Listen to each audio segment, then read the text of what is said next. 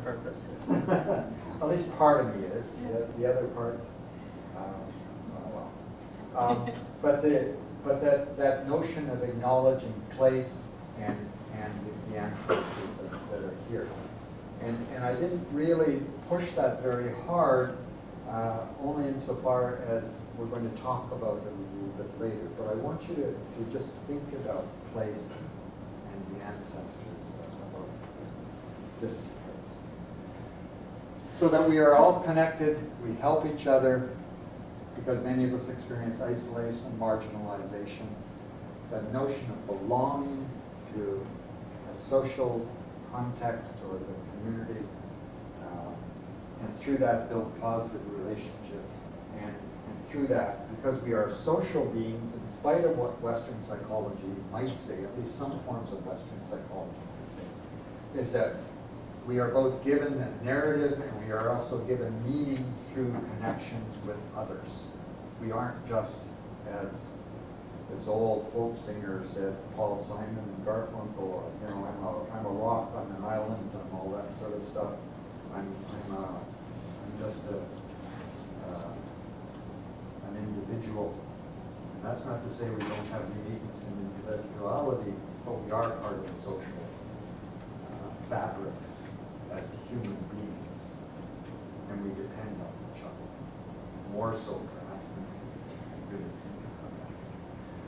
So with that, what I'd like you to do, I'm just worried about this table here, because they were laughing and things like that before many of you came in. Oh, so they're sick. They know who we are. They know who we are. But what I'd like you to do is just take a few minutes to either reflect upon your relationship to your experience with Indigenous learners, and also this notion of communities of attachment. Because some of you may not have had that much experience, but to see whether or not, or talk about your experience, whether or not some of these things resonate, or is Darlene and Brian just sort of providing a nice theoretical whatever, you know, that you can pack away in your briefcase and say, man, what a waste of time, I wonder what's happening tonight. But if you can talk about your experience, who you are around your table, and also just your impression. And maybe just a thought or whatever. I'm just worried about this group, and I don't know if I should separate them very much. Yeah, 2 hours. Okay. No. Okay. So if we can have 7 minutes, talking about your experience. It's not the last exercise question in front of you, but just talking about your experience in Indian country and communities of attachment. Okay? Just start connecting. We have until 5 o'clock, and also part of it, so we're at 4:44, and the 15-minute bell just rang for this moment.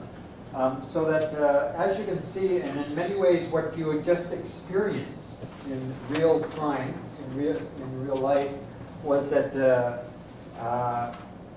what happened to this? Oh. Oops.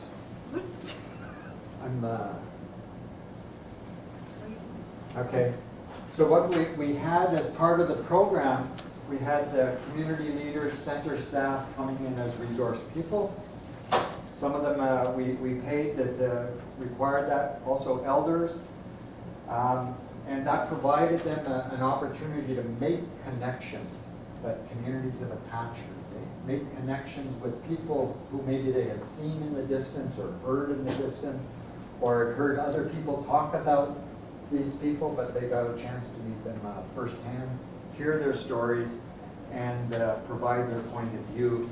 And for them, it provided that personal connection, different from technology, different from virtual, and also it allowed their stories to connect with their stories. And these weren't just cultural stories, but these were the housing folks, the employment folks. But as part of that, it wasn't just skill-oriented, but an opportunity to tell stories about how they got to be in that particular role. Huh? And some of them said, boy, we got some really bright people out there. You know, that was like a revelation. Yeah. Okay? Respectful enculturation. And this is, I want you to think about this word, enculturation. It's about learning and experiencing who we are. And I'm speaking from an Indigenous context here. As spiritual beings, number one, is a spirit with a history, a body, a mind, a heart, and a future. Okay? Living in a context of all my relations and the place that we live. We were talking a little bit about those ancestors that are present and listening to us and watching here today. It's about living and learning in our own cultural context. So it's not assimilation. Assimilation is to take away and impose somebody else's, but rather enculturation is learning about who we are from the place of where we are at and making choices about what we want to allow into our world. Empowerment, self-determination. But it isn't just, well, Brian said so, or Darlene said so. It's respectful in the sense, yes, we'll listen, but then if it makes sense, make it your own. If it don't make sense, just leave it over there. That's Indian way. Indian way. But it's not an authoritarian position. Well, you need to know this about your people or this place. But very respectful, but inquiring. I guess some people call it critical inquiry. But it's not critique in the sense of knocking you down, but just making sure that whatever you put inside your heart is meaningful for you.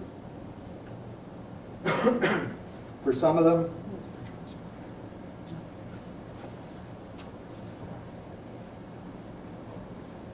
some people said, I didn't even know my bucket was empty. Well, but the program helped to fill it. For a lot of people, we don't even know it's empty until we hear about the other part. I didn't have any of my teachings. I just grew up on the street. I grew up on the res.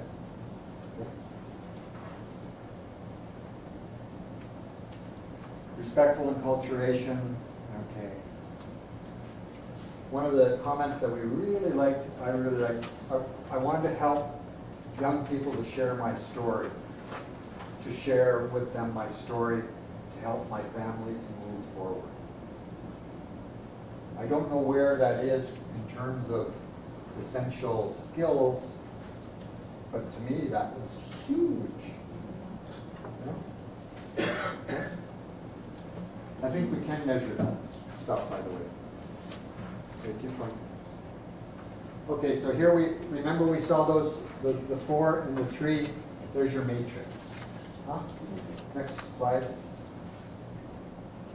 There was the sample curriculum, how we organize some of the different pieces. That's on your sheets.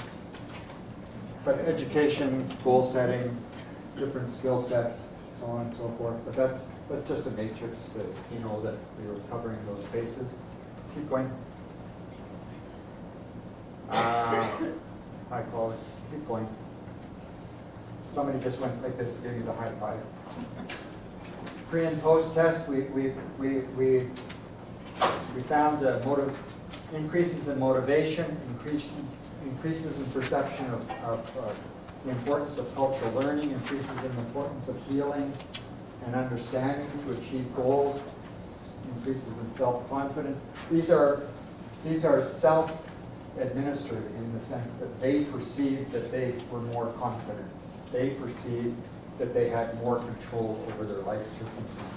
They perceived that they had greater expectations of themselves.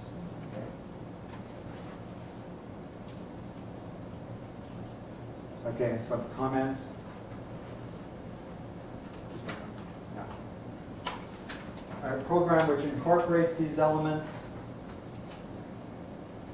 has significant outcomes for participants. I don't know if it meets government standards, but certainly in terms of the learner, which I think most of us are sort of here for, unless you're into the assimilation business, which, that's your problem,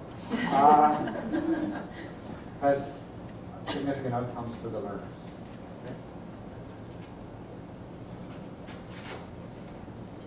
Okay, people are willing to share information. You may have to pay for your resources. You can't expect an elder or a resource person that's unemployed to come in for free. You know, even if you give them tobacco, it might not work. You know, you have to invest in your resources in the same way that somebody has invested in you to provide the skills and expertise that you've developed over the years or in educational contexts. People, Indigenous communities have the resiliency to design their own programs if given the opportunity and the right kinds of facilitation, and that's assuming that they can get past the trust issues which may be a part of their historical experience. Okay? Going. Cross-culturally, there's a gap in communications between local mainstream services, literacy services, and good minds. This was experienced as a lack of interest on the part of the mainstream literacy agencies, motivation, or even resistance to engage in a dialogue with mainstream agencies. That's sort of how we experience the project. Okay? There's a need for mainstream literacy agencies to learn how to engage in equitable partnerships and collaborative change with Indigenous agencies. It's a learnable skill, it's a learnable content, but if you think you want to do business as usual, you got to learn some other things.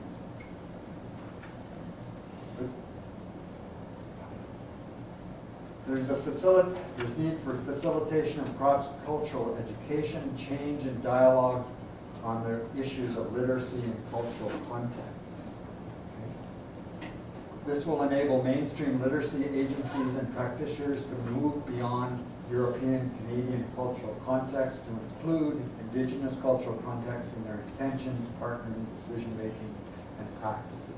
That's a challenge I'm putting out to you. That's a challenge. There's need for changes in the Indigenous literacy programming across the provinces. For those Indigenous literacy programs, there's a need to provide more opportunity for learning and change within cultural context. Many of our Indigenous literacy programs are essentially mainstream with an Indian hat on them. That's a strong statement and a challenge. Anyhow, thank you very much. I think I've stopped. No? Stop. That notice is in red. It's time to stop. Thank you very much.